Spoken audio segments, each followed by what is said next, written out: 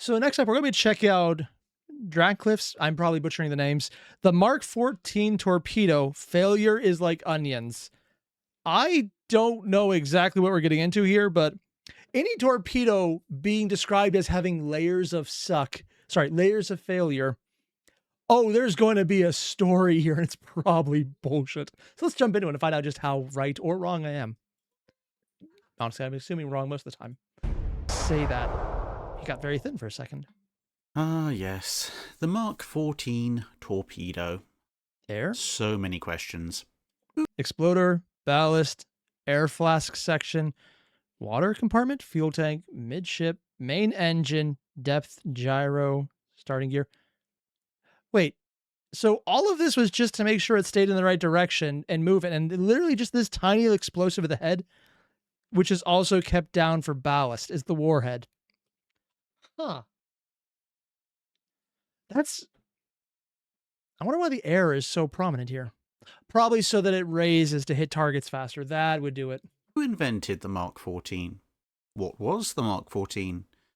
Why was the Mark 14? Did it float into things? Well, the origins of the Mark 14 torpedo are actually relatively unremarkable. Really? The US Navy had a perfectly serviceable torpedo in the shape of the Mark 10, which dated from World War I. But this weapon had a number of shortcomings by the time of the early 1930s. Couple decades? Its near quarter-ton warhead was substantial, but newer capital ships had been designed to withstand worse. Its effective range and speed were also now best described as uncomfortably close and pedestrian, with a number of destroyers in many navies. So the problem isn't that it's a bad warhead. The problem was, if you're using it, the big things won't die, and you're too close to everything else to survive. Yeah, that'd be bad. Coming into service, ostensibly having top speeds that were flat out faster than the Mark 10, meaning that a simple turn away and run for a few thousand yards would be a 100% guaranteed escape for these vessels, and some cruisers were not much slower. The introduction of the newer, larger fleet submarines meant that whilst the 21-inch diameter would be kept... So not only is this because they were made older weapons that mean you have to be a lot closer to hit, but it's also meant for older submarines that just didn't have as much capacity, probably. There's probably smaller ones, too. The torpedo tubes themselves could be made longer to accommodate a longer torpedo, which would then have more fuel and... Also, just to quote Siren, I'm going to pull up his comment. The Mark 10 was bringing a shotgun to an air battle. That is, I'm going to take a wild guess here because I'm not in the military, but I don't think that works out very well. More advanced engine, as well as an extra crewman's body weight in explosives. Design work would start in 1931 and would eventually yield a weapon capable of travelling almost 3 times as far as the Mark 10 when it was going at similar speeds, or around 1,000 yards further than the older weapon at substantially higher speeds. Other work was being done to try and improve the speed at which the torpedo would actually level out at its design cruising depth, as well as further work ensuring that the gyroscope, which was a key part of keeping the torpedo going in a straight line, remained powered throughout its journey. Whereas a number of ships in World War I had either gone down or been sent packing by a single torpedo hit due to either relatively or, in some cases, completely lacking underwater protection. Because they probably were built before torpedoes were a thing. Yeah, I don't know why, but for some reason it just never occurred to me that they wouldn't have started armoring them. But then again, why would you build a ship before torpedoes existed, or probably sea mines existed, for something that didn't exist yet? In hindsight, it sounds perfectly obvious, but yeah, I guess that would be an innovation a lot of ships just wouldn't have had yet. By now, newer ships had extensive torpedo defense systems, and even older vessels were being refitted with bulges. This, in turn, meant that torpedoes had to evolve. You could, of course... I'm assuming the bulge is just like extra armor on the outside, or air gap or something? I don't quite know what it would do. Pack in more boom, which was always a good thing. But the weapon itself had size restrictions, even in the newer subs. So you could try the new technique that had been derived from observations of underwater explosions in World War I, especially those of German so-called magnetic mines, which had been borne out in subsequent testing in the early 1920s, Yeah. and that was to go for an under-keel detonation. Oh. Whilst this is a fundamental... That's what a mine going off looks like. I've never actually seen a picture of that happening other than movies, and that's a movie. That's somehow more impressive and terrifying, because the boat is definitely in more than one piece right now. Mental part of modern torpedo design, back in the interwar period it was brand new, and also faced a rather considerable problem. All torpedoes at this point had used contact detonators, but a torpedo running deeper, under the target's keel, would of course not hit anything. So how would you set one off in the right place? The solution Wait, are they going to do timing? appeared to be the rather bluntly named Mark VI Exploder. What? This was a new kind of detonator that did not rely on physical contact, but rather the change in magnetic field created by the ferrous metals that made up the hull and major internal systems. How many of these things exploded as they left the submarine? Because that seems like if you're based on that, maybe there's a delay. Hopefully there's a delay. I really hope there's a delay, because otherwise, we're close to metal. Boom. Wait, we're still on the ship. Shit. Of modern warships. When the weapon passed into this magnetic disturbance, it would trigger the detonator. It seemed a perfect solution, and other navies were indeed working on similar devices. The Germans had started the trend with the aforementioned mine, but the British were also working on a similar detonator. It was at this point, however, that problems would first start to develop. Yes. Work on the Mark VI was viewed paradoxically as an absolute top-secret technology, despite the fact that it was inspired by what was, at the time, a decade-old technology that had been used by another nation. In other words, they can't start asking other people for information who might have it, because they don't want anyone to know they're looking for it. But other people probably have it and it's not hidden. Or maybe this less. paranoia ran to the point that once the manual describing how the new detonator worked was actually written, it was then locked away in a safe where nobody who could actually use the thing in service would ever be able to access it.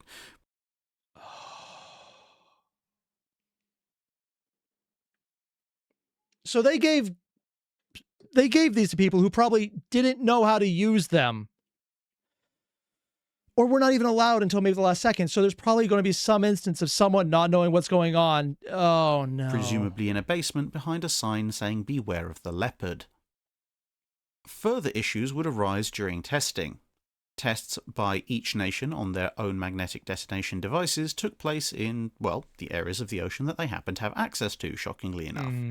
And this meant that the sensitivity of the detonator and the relative change in the magnetic field that was induced by a ship's hull was relevant only to that and a few similar areas of the world, which was something that would come back to haunt all navies who tried to use this technology in the early part of World War II. This was because the magnetic field of the Earth is not, in fact, constant all over the planet. Actually, I think I knew that, but I wasn't sure how much would play into this. So just the planet itself, just where you're located, might render it would render this entire torpedo useless just by being in a different location.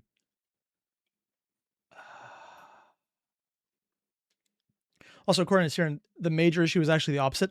Most of them were duds that rarely actually worked. Oh, varies God. by location, especially by latitude, but local geological makeup and sometimes even the time of year can also affect this field strength. This could therefore result in a torpedo that was configured in one location but live-fired elsewhere, either not functioning at all, as a weaker magnetic field would not... I mean, I guess that makes sense for a mine if you configure it to the one place where it's just going to be.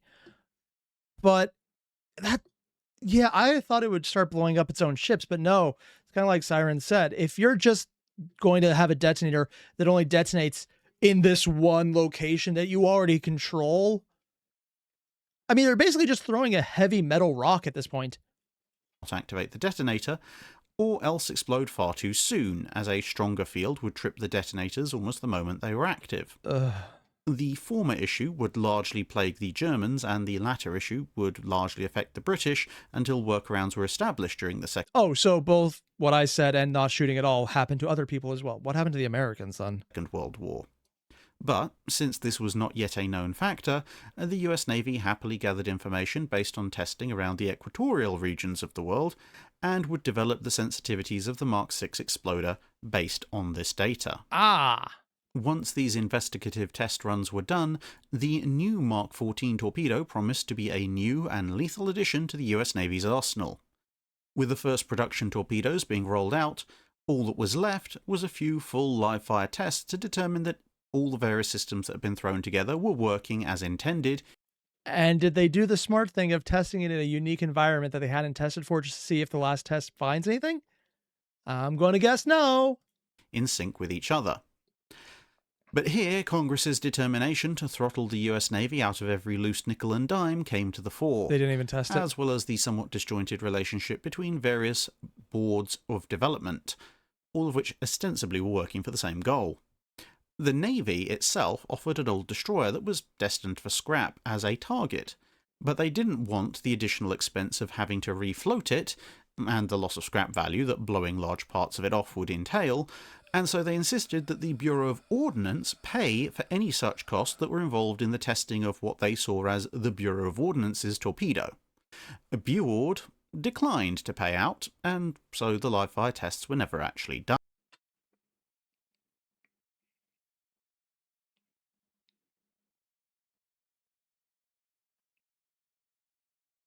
I never thought I would say the words I'm about to say, but wow. Being stingy paying military contractors was the bad idea. That's so different from everything IRL right now. And I'm just looking at this going, you know, if they had just paid for a test, maybe they would have figured out, oh, this is a bad idea. Oh God. There was also the cost of the weapon itself. How expensive was it? At $10,000 per torpedo in 1930s I don't want to know what that conversion is, do I? I don't want to know. Oh God. money.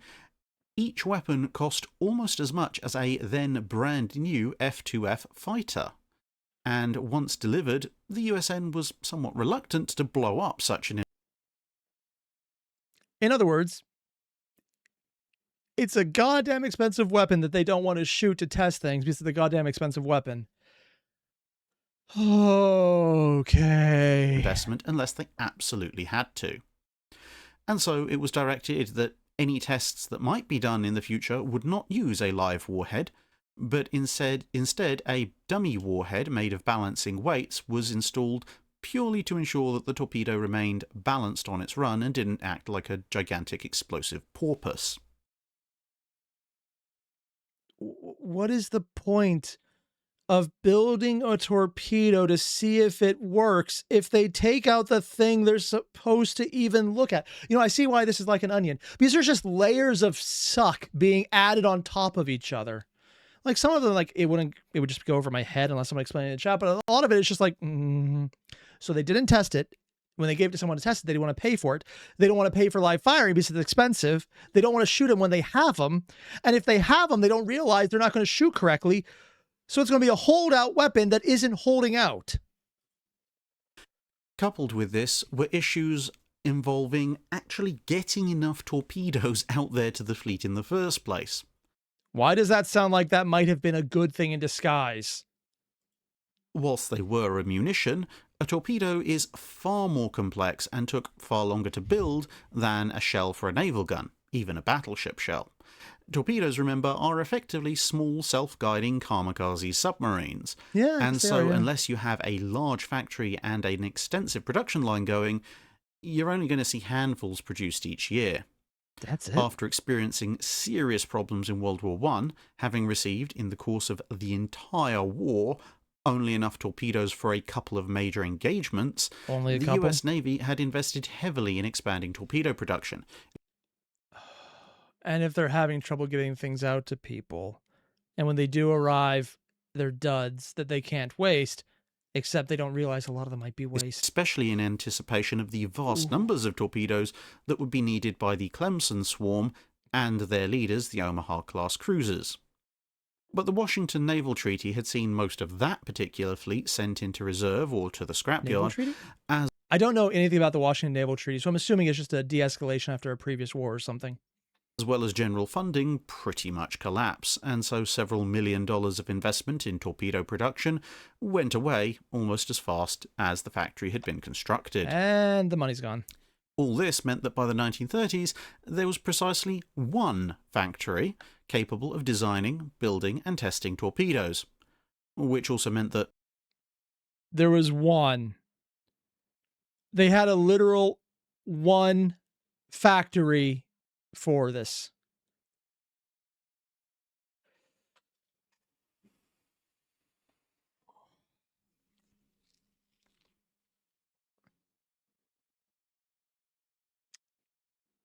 You know, that I don't even know how bad sabotage was, but if you have a single factory for this, like if this thing wasn't under lock and key, it's a good thing for the enemies that these were duds, because if they failed to sabotage this plant, it already did it itself. I'm sorry, just having a single factory do anything sounds like a horrible idea. And if this is something directly relevant to the war, like, oh God, so many levels of why would you do this? No one was around who could check on the claimed performance of the Mark 14, despite the rather obvious bias that the manufacturer would have in reporting, namely that, of course, everything was absolutely perfect.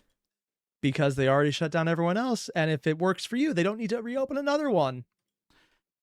The small budgets that were available also meant small orders, which would mean fewer machines and fewer workers, and so even as the US Navy began to... I'm assuming they also probably had few people working too much and getting tired of making mistakes, which probably led to other issues. At this point, do I know if that's going to happen? No, I'm just assuming because every other probably self-induced thing has happened, so why not? Pick up the pace of construction as the 1930s rolled on and began to order more and more torpedoes, the bemused factory found itself struggling to keep up with the increasing demand and expand at the same time. Oh, no, never mind. I thought it was going to be too few people working too long. This is going to be too new working too long, isn't it? With orders coming in for submarine torpedoes, destroyer torpedoes, aerial torpedoes, and torpedoes suitable for PT boats, a rather large backlog began to build, with torpedo production averaging just over half a dozen of all types combined every week. And even by the late 1930s, as the factory had hit its expansion limits, a backlog of hundreds and then thousands of torpedoes. So they could do a dozen a week and the backlog of thousands. Like, was that 1,000 for the year or 1,000 for the week? One is bad, the other is worse. Opening up. This, in turn, left the US Navy even more hesitant than ever to risk losing even one of the precious Mark 14 stock in any kind of live-fire test. So not only were they valuable, expensive, hard to replace, hard to pay for, but there was too few of them to even demonstrate they work on your end. This,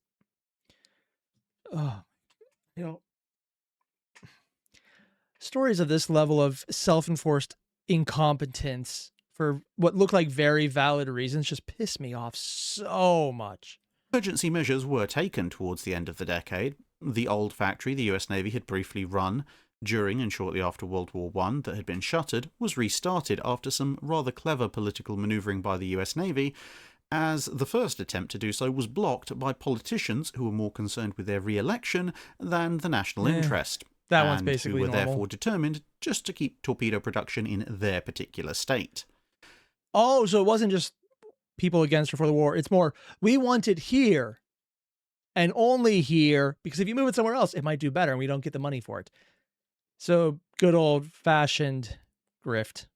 Or I guess this is more pork added to a bill to keep it there. Or killed so it doesn't move. This end run, opening the factory, managed to bring production levels up to a mighty 3 torpedoes per day, against a US Navy target of 50 per day. So I was worried it'd be like 1,000 a day or 1,000 a week. Yeah, that's I'm going to do the thing that most English majors do not want to do. I'm willingly doing math right now.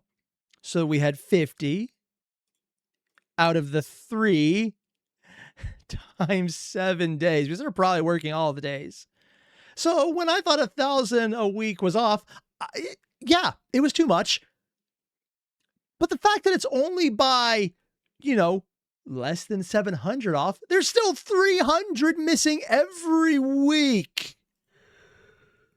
God damn. Thank you for the distraction, Pylo. This is actually hurting me a bit. 1, thank you very much. 2, since you were doing this one, I am pulling the trigger to add another to the list. The Battle of Samar. Actually, I think this has been recommended by you and other people as well. My favorite video, I just misclicked, on one of the greatest naval last dance. It's one of the craziest war stories you've ever seen. Ooh, sure. I'll hit that one up. 1 second. I'm just going to pull this up quickly so I don't forget about it. And considering it's me, forgetting is very much a thing. Oh. There are multiple Battle of Samar videos. So I'm going to have to bug you about which one you mean later. As Europe descended into war, more money and 24/7 production was unlocked, but the production rate would still remain at less than half the targeted rate. In desperation, the US Navy began contracting out to various other companies, including the car maker Pontiac, the American Can Company, who really missed a trick building frigates, as well as a combine harvester maker, and a number of other companies of increasingly implausible titles when... Honestly, the Pontiac one would have surprised me, except I know that most car companies in most countries were involved in the war. So it's honestly at this point kind of like, yeah, that makes sense. The Can Company, I think, is missing a calling. Say, hey, our product is so clean, we make sure it explodes itself. Comes to, well, weapons of warfare. Then, of course, war came to American soil in the form of the Kido Butai's early morning wake-up call to Pearl Harbor, and they rather inconsiderately managed to blow up over 200 of the carefully husbanded Mark 14s in the process. From what we've seen so far, I think they did him a favor on this one. Sending people with those torpedoes is probably a good way to say they're just going to fire blanks. All of this meant that as American submarines surged out from various ports into their first major battle, which was to save, or at least stall, the Imperial Japanese assault on the Philippines, they were using a weapon that had never actually been tested in live firing, of which they had precious few in the first place, and for which the instruction manual for the most sensitive and technically advanced part of the device was... Oh, they still didn't share the... Oh, no. Like, I thought at some point they'd be like, okay, it's classified now. But eventually, no, if they're giving the instructions, they're not actually giving the instructions. So no one knows how this works. No one knows how it doesn't work. No one knows if it works because they never did the test. And even if they had done the test, no one knows that it's actually magnetic, probably. Was slowly collecting mildew in a safe on the other side of the Pacific. But with an all-out assault by the Japanese underway, shortages or not, the US Navy submariners were going to fire their torpedoes at any... They're literally probably doing better, because if they think they need to make a direct hit, at least this way, when it doesn't explode, they still hit them directly. I'm not sure how much that would do by comparison to an explosion, but I'm assuming a lot less, but more than nothing at all. Targets they could find. This, being basically the first live firing cycle for the Mark 14, was when the problems began to show up. Oh boy. Within weeks of the start of operations, reports began to come in, and they were not good. Torpedoes were being fired, but ships were rather inconveniently staying afloat. Torpedoes had been observed sailing under ships without exploding. Other times, they were exploding far too early, and still others had ploughed headlong into their targets, with the crash of over a ton of metal slamming into a ship at highway speed, echoing through the ocean and back to the hydrophone operators aboard US submarines. But few... They actually heard the contact. Oh, God. If any, were actually doing their job of exploding on target. More worryingly, a number of submarines were simply vanishing without any sign or report of engagement, either from them or by the enemy. In other words, those are the ones where they did tick off and probably exploded immediately because they saw, oh, metal hull, despite the fact that's the one they're in. As it turned out, the Mark 14 had more than one problem. Oh no. But they were stacking on top of each other, which at the start masked the extent of the issue. How bad are we talking on here? Top of this, The Bureau of Ordnance absolutely refused to accept the rising criticism and growing anger of the US submarine's captains, insisting that their wonder weapon was absolutely perfect, and it was in fact the submariner's fault. They were Passing the blame and saying it's not our fault. Yeah, that's surprising. simply incompetent, Buord said, and they weren't using the torpedo correctly. Yes, the correct way would be to shoot it at whoever made it, and it still would do nothing, and that person would be fine. They also reiterated Or it'd blow up on you, and that's still your fault. that no, there would not be any tests, especially now when torpedoes were being expended faster than they could be produced.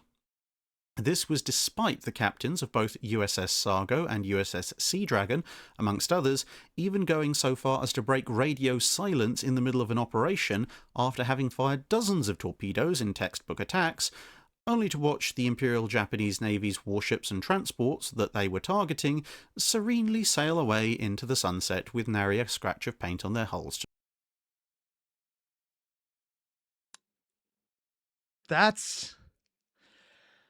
I wonder how much of this there's a report from the Japanese side just to figure out, it's like, oh, they're firing. Oh, it's just the missiles. Or sorry, just the torpedoes. We're good. I want to just hear the story about what it was like to realize you just got hit by a torpedo and it's so bad. It just didn't torpedo. It just didn't.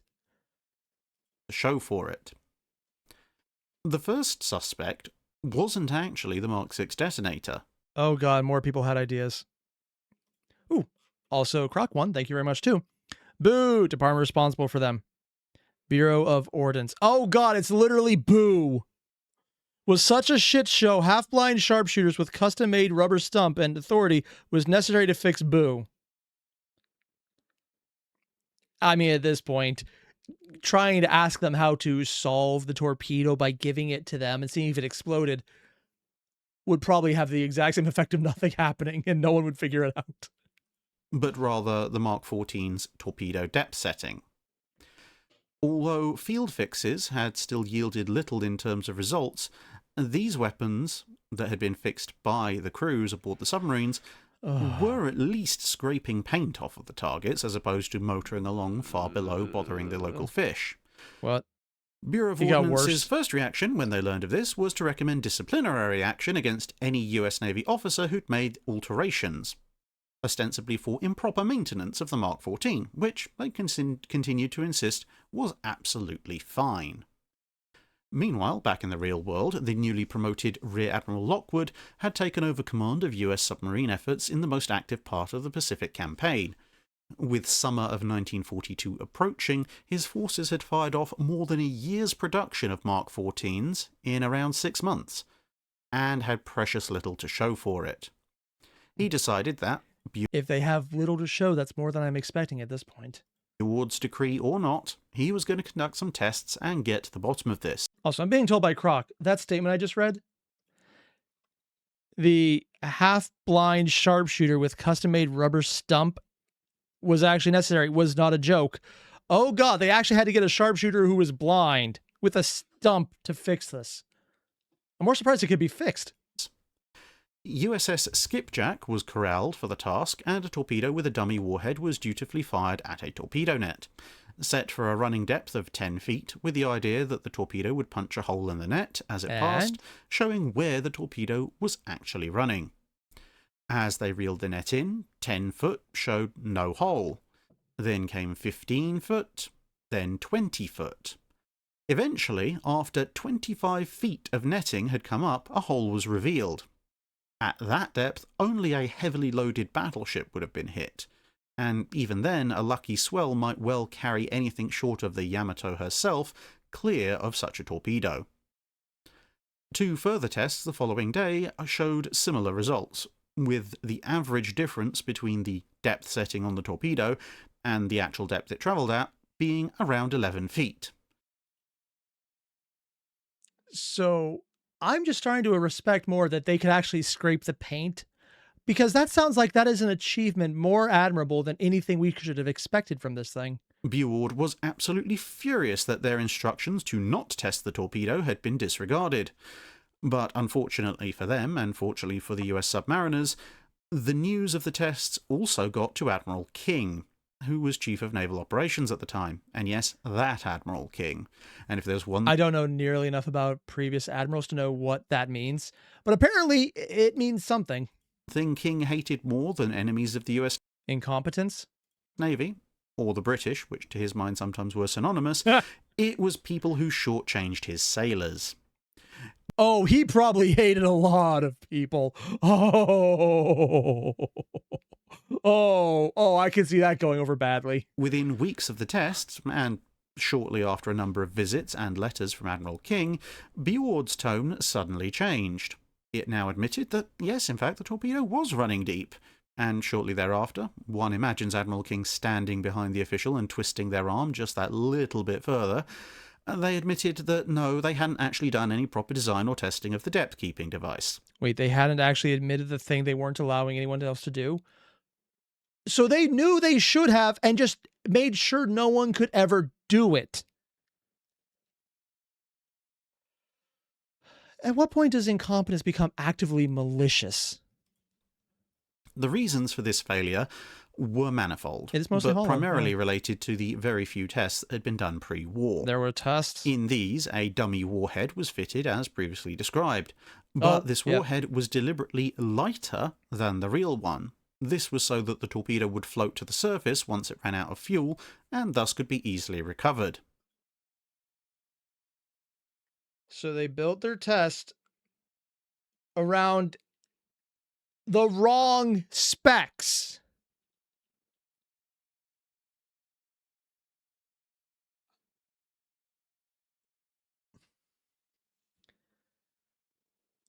Again, I know I said I really respect them even able to scratch the paint with these things.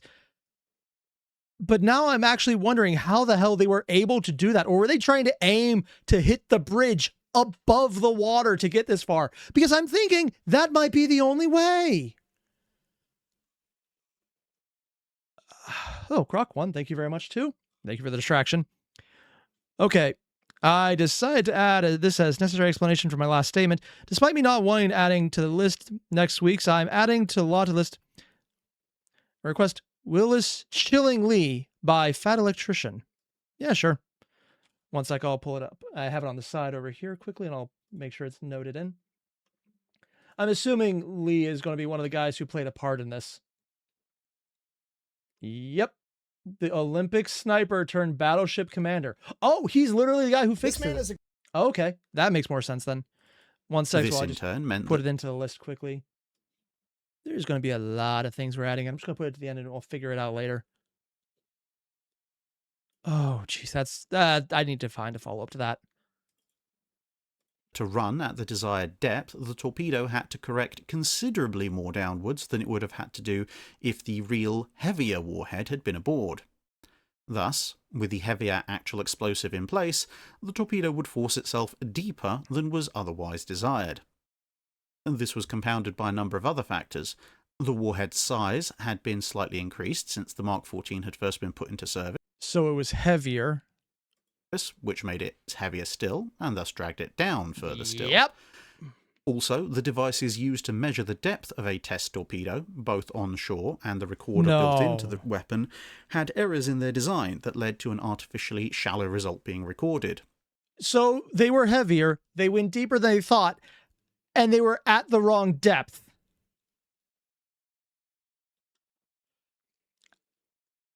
How many of these torpedoes are just on the bottom of seabeds because everyone just fired them and lost them? You know, probably a lot. Well, actually, probably not a lot because they didn't make that many. And if that isn't apparently the silver lining around all of this. The onboard depth sensor that fed into the control fins was also compromised by its position. Previous such pressure measuring devices had been mounted along the body of a torpedo, but the Mark 14's was installed on the cone-shaped tail. In this area, where water flowed back around the torpedo, and it was also in the vicinity of the propeller, the local water pressure was somewhat lower than average for... Because they're moving everything, there's a lot of churn. the given depth, thus giving the depth control device a falsely shallow reading, and so even deeper the torpedo went. This last was an especially wonderful thing, as This problem would only show up when the torpedo was actually moving. If you simply placed a weapon in a tank at a given depth, it would of course give the correct reading, as the water around it was relatively static. So it was correct enough, which admittedly is like, okay, they didn't realize the issue because in their testing environments it wasn't correct. And if they had done, I don't know, hear me out here, live tests, they might have found this. You know, if they just took 1 day's worth of production. And Necro, as you said, the missile does not know where it is, nor does it know where it is not. Yeah. And the fact that someone on the ship managed to correlate, basically trace her previous fires from how bad they obviously just were missing all the time to scratch the paint. I'm, again, very impressed that they could do that. Only a live fire test with a fast-moving torpedo would generate the low-pressure bubble and thus indicate the actual issue, somewhat masked though it may have been by all the other errors in the recording device itself. Still, with this issue now identified, on some US subs the skippers simply dialed the depth setting down to practically nothing.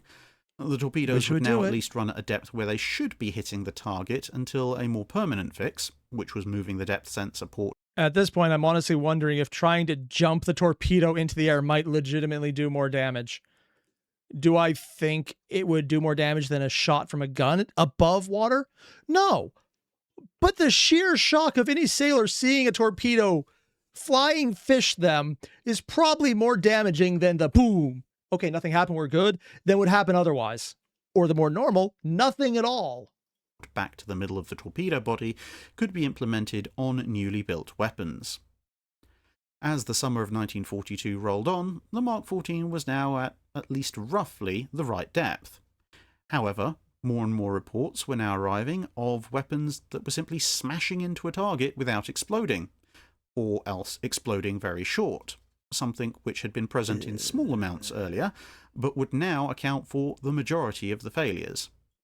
Ooh, so if they were failing early, that means either they were doing it far from the enemy or too close to you. The Imperial Japanese Navy remained irritatingly afloat, with most successes to date credited to the Dutch flotilla, with occasional input from the few British and other Allied Imperial submarines that were still in the operational area. Because they had the other information that America didn't know about. Over the next few months, multiple attacks on the Japanese carriers were launched by lucky US submarines, with over a dozen torpedoes, having the potential to sink several carriers, ending up simply detonating in open water, along with several others that would hit but didn't explode, and a couple that by some miracle actually did their job and damaged their target somewhat. Oh, shit. In that I'm actually surprised. I didn't think none of them would actually do anything. particular case, it was the carrier Hio. But the ship survived, as 2 other torpedoes in the salvo, which likely would have finished it off, completely failed to work. Once again, the initial behind-the-lines belief was that, no, there was no problem, sir. The super-secret magnetic detonator must be working perfectly, after all. It's working perfectly! Somewhere else. You know, the one place you tested it without anything else attached. Oh, I don't... That... Again, at the same time they're doing this, they're building the nuclear bombs. They're going through rigorous testing. They are showing that the military-industrial complex can do crazy shit. But this is also probably the same people who, near the same time, or were alive at the same time, funded Dr. Christmas. And if you don't know who that is, Tex has a video on it. It's terrifyingly very depressing. We invented it. But this was not the case. Oh, they magnetic... Oh, they actually have maps of the magnetic fields. Huh. It almost looks like there's 4 or 5 magnetic poles at this point, where there's the most stress. Like roughly the equator, but then there's a gap right here around the Philippines. Antarctica, Brazil, Canada, and Siberia. I wonder why. Field near the area where initial development trials had been run was somewhat weaker than the magnetic field in the area where the torpedoes were actually being used. And so what was happening now was that with this much stronger magnetic field, the torpedoes were detonating when they detected a disturbance in line with their calibration, except that this disturbance was well before the target. And with the stronger fields tripping the detonator too early, when they worked at all, The torpedo would simply shower the target ship with sea spray. So that picture we saw earlier was probably one of the rare successes. I wonder if they just floated right under and then saw what happened. Also purple, because the Earth isn't a perfect sphere. Yeah, but I was thinking maybe it'd be more something like magma concentrations or below the surface, just pulling magnetic material in those areas. I don't know. Or maybe it's just previous volcanic activity correlating to it. Yeah, I'm not sure how far down it would be for that, but I also assumed it's maybe crust depth because I'm not sure how much churn there is in the mantle. Running the torpedo somewhat deeper would in theory allow it to get closer, as the overall field strength of the ship would diminish with depth. But nobody was going to set a Mark 14 to run deep again for a little while after the incidents earlier in the war.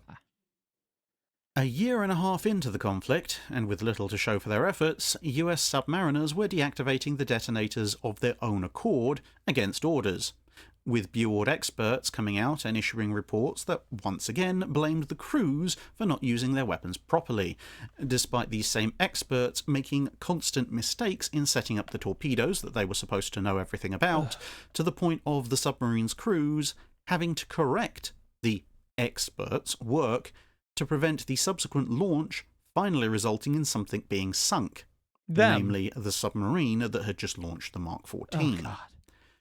How many did they actually succeed in failing at? And I do mean succeed in failing, because that seems like the most accurate way to put it. Also, Gabriel, you mentioned the hotspots on the magnetic field, and yes, the lava pockets above some other continents. I don't remember exactly how it's called. Oh, so it is magnetics based on lava pockets, or involving lava pockets. Okay. This, in spite of the fact that premature explosions had actually been a known issue to BUORD for about 3 years. They knew about that? But of course, they couldn't be seen to lose face.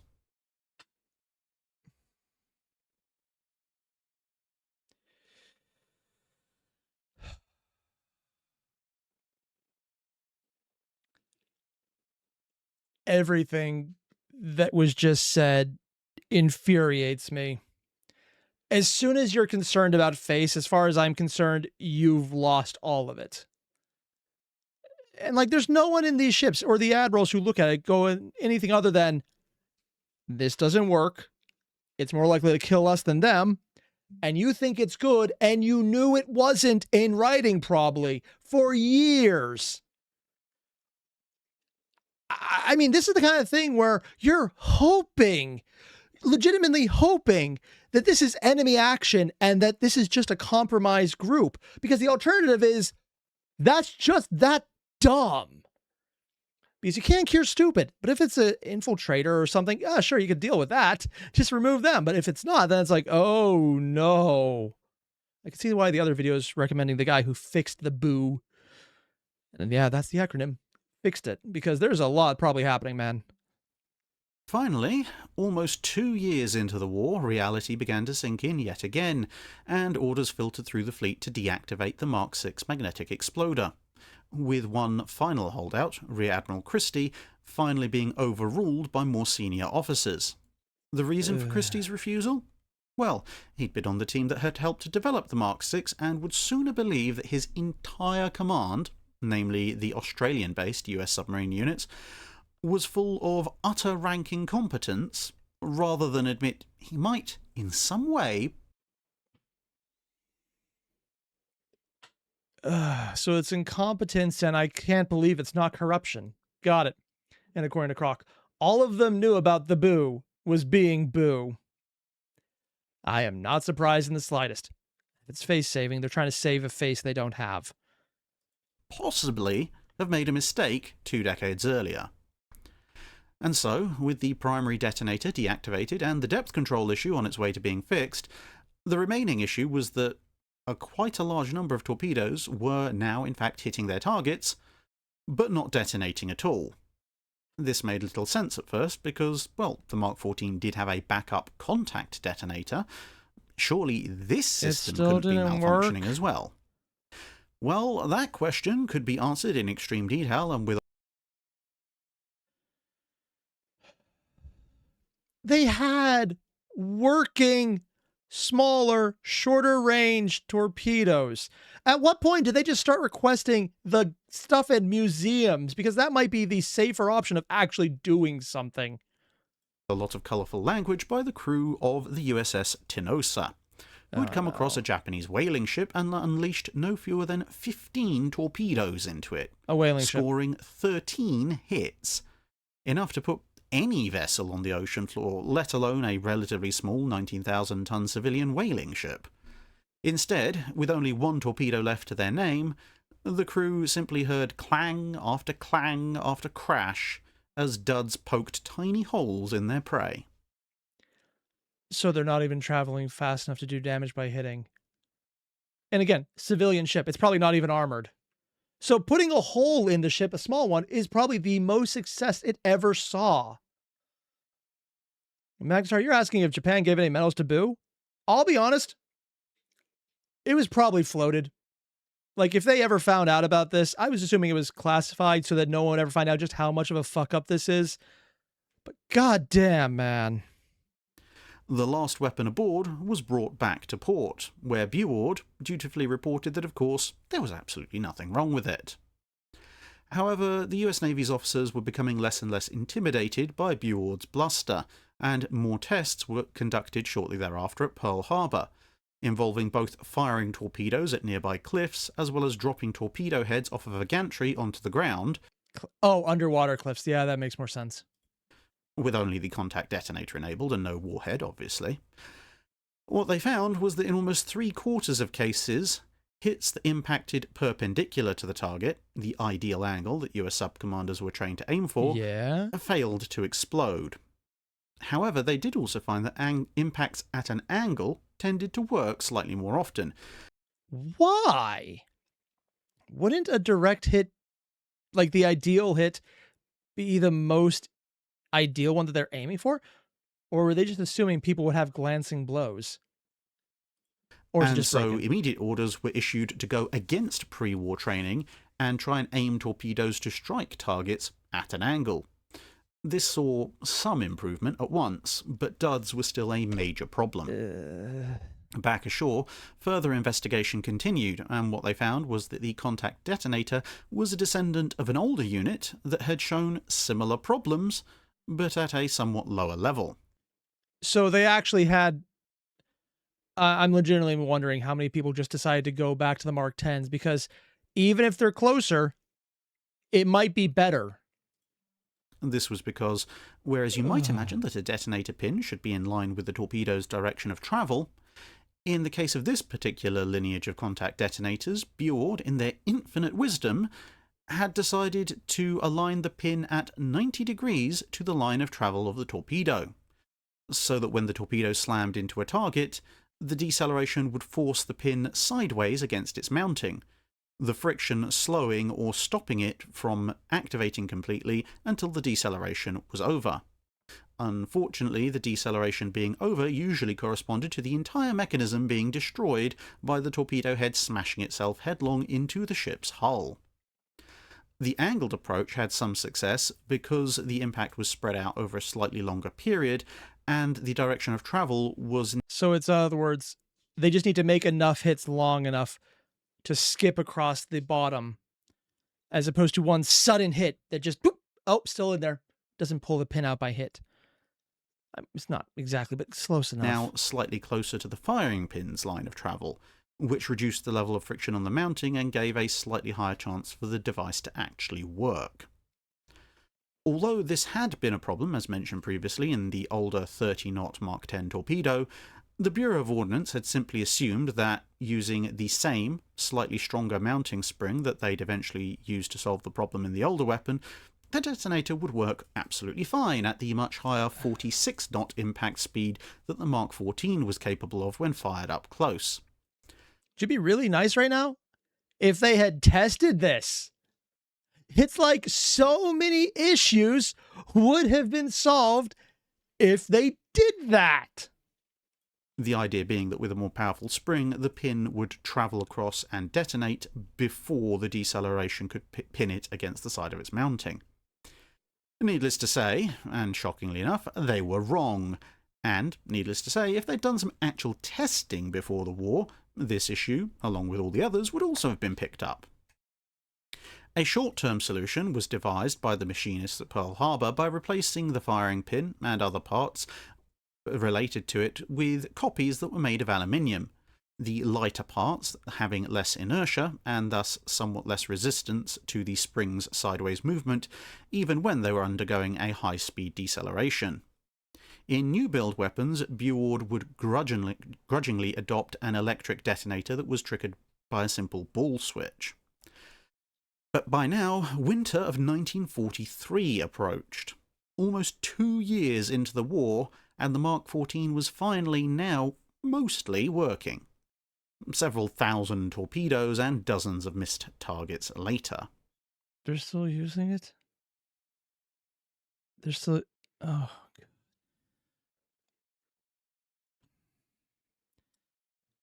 How the hell did we even have submarines at this point? Because it seems like you would almost assume anyone who had gone through the war would just believe submarines were useless based on their ordnance not working at all.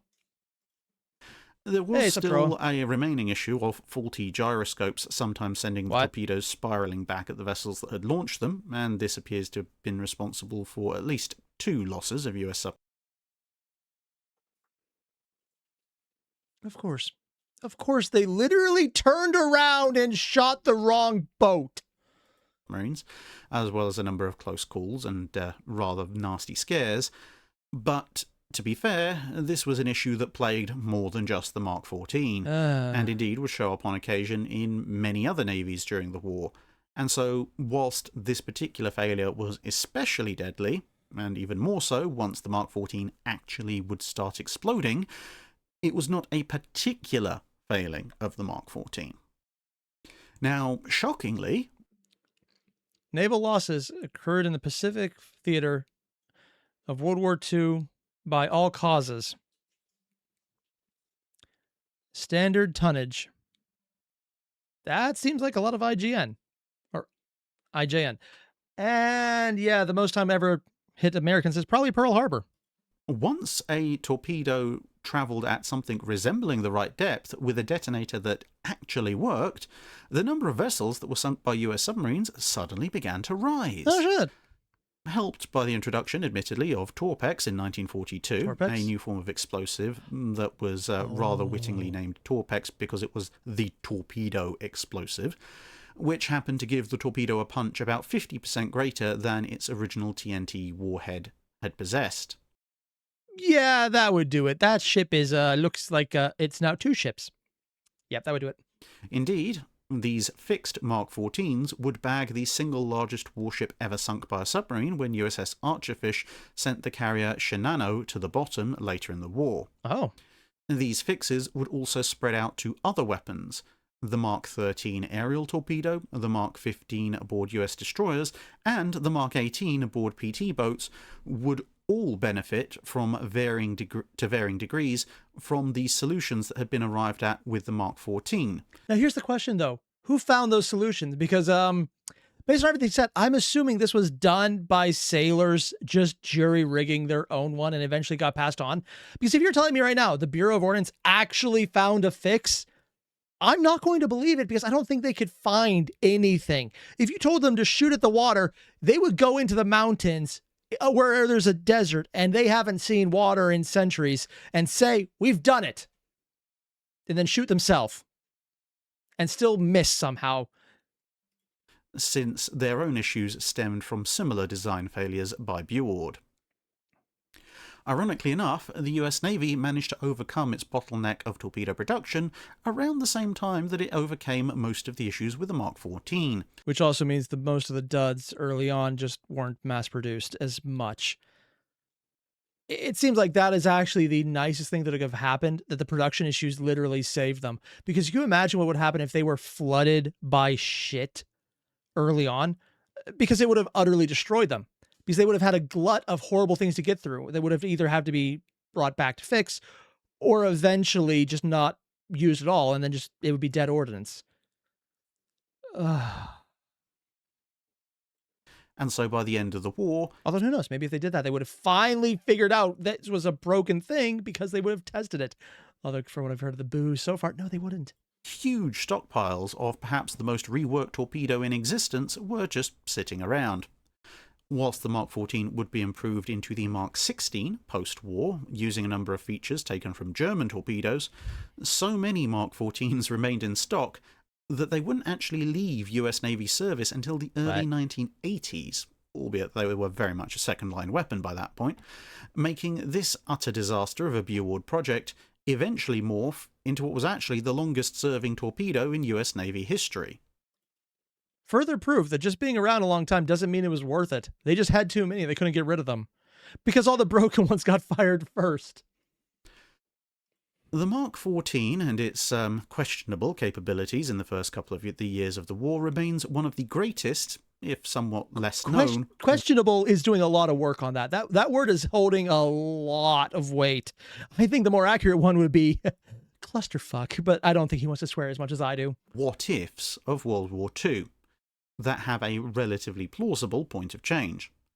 You see, even a small live-firing test program in the early 1930s might have resulted in the US Navy entering the war with an actually functioning torpedo instead of the next best. It's like, we don't need to test it is the dumbest thing this has ever been said.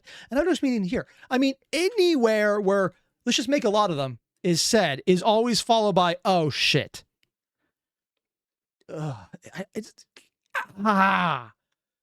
keep thinking Battletech, but this is not Battletech because this is IRL. Just proving Battletech talking about horribly stupid issues with things going wrong that are obviously foreseen, but everyone ignores it because money is perfectly realistic. Thing to sailing up to a target and raising a flag with the word bang written on it mounted. I would disagree.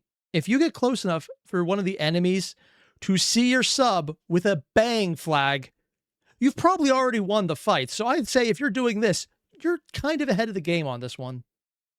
On a periscope.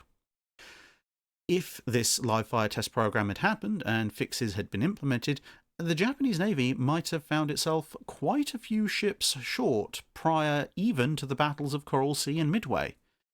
Yep. Think about all the ships they did hit and then just did nothing to. Thank you. My wife's decorating things. It looks nice. But yeah, I can just imagine this being very different in the sense that, you know, general incompetence wouldn't have been the name of the day. And even if that somehow didn't change the forces available for those two battles, the Mark 13 aerial torpedo was similarly affected by Buward's curse, and so both the ineffectual Devastator attack using the Mark 13 early on at Midway, as well as the submarine attack on the battlecruiser Kirishima by submarine, might both have borne fruit. Whilst it may seem easy to dismiss Buward's conduct as simply saving money in the interwar period... Oh no, I would never say it's saving money. I say it's very easy to dismiss her conduct as gross negligence and incompetence because they knew about some of those issues for years and they did nothing and lied about it. There's a so large difference between we need to be frugal versus why don't we just root for the other team? And Croc, I'm just going to pull up your comment. As someone who worked for a while as QA, it doesn't need to be tested. It hurts my soul. Only reason to say it is when it's still being developed and it's known it won't work yet. Even then, I'd say test it because just because you don't think it doesn't work doesn't mean you can't find new and interesting ways that it did work or failed in new and spectacular ways, which also might be interesting in their own right. Yeah. Like that one aircraft carrier, Magnetar, I'm not sure which one you're talking about. I was thinking more of littoral combat vessels or some of the things they're doing right now that are just utter. Yeah. Their continued obstruction of any and all attempts to solve the problems once the war began likely delayed the devising and implementation of solutions by a considerable amount of time. Depending on the source, this is rated at least months, possibly even up to a year or so. Unironically, I'm surprised none of these people were brought to firing squads because if they're actively hampering and like a hot war and lying about it and trying to make everything worse, like there's a level of incompetence that it's like, okay, this is just money, it's corruption. And then there's a level of, I need to shoot you right now as a traitor. And I'm legitimately wondering why no one ever floated this. Or maybe they did and they just weren't high enough in rank. The cost in time, effort, and of course lives of servicemen failed by their weapons, all caused by this practically unforgivable behaviour by Buord, cannot be overlooked and definitely should not be forgotten. That's it for this video. Thanks for watching. Oh. I guess they were doing AI generated voice then. I recognize this last one from another channel called Frostbite. They do a lot of Arknights content. Okay. Either way, though, this entire thing was a giant pile of what the hell. I mean, like, so much of this hurts my head. For the same reason, Tex Talks Battletech did a non-Battletech video for the Dr. Christmas and everything aviation. It just hurts my head for it's a level of incompetence and corruption and utter stupidity all wrapped into one. And I'm just looking at this going, oh God, just stop. I want to pretend this is fiction, except it happened. And it didn't need to at any step of the way. Doing your fucking job would have solved this, except I was recommended to check out the guy who actually fixed Boo. I'm not going to ever refer to them by the real name because I don't think I ever can. Tro, you said this failure is like an onion. No, this is not failure like an onion. This is failure like trying to test what it feels like to get bit by a tiger by putting your dick in its ass. There are so many things wrong with everything I said. And I don't mean like bestiality. I'm talking about cutting it off and seeing what happens and then dying of blood loss because you can't even make it that far before someone points out that this is illegal and arresting you as you're dying. There is nothing about this that should have ever happened, and every step of the way, it's a horrible idea. I'm honestly surprised that they eventually got to the point of making it useful, because it literally seems like every step of the way, that was the opposite of what the people making it wanted.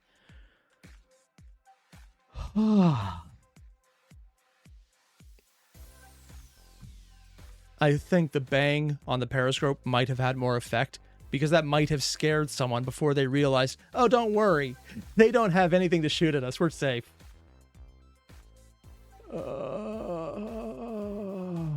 And purple. Or Magnar, you thought this would be how many safeguards you can put onto something to the point where they keep it from working? Yeah, they didn't even have those. It's like an onion because it has layers, Bill. But at least an onion tastes good, and this just... Oh, God. Awful idea from the start. Oh, yeah. Actually, no, I think the initial idea wasn't bad. Because, hey, let's not take an outdated torpedo that has to be really close and endangers our guys to do it. What they ended up with was, hey, let's take the torpedo that renders the entire point of having a submarine useless. At best, sometimes it self-detonates.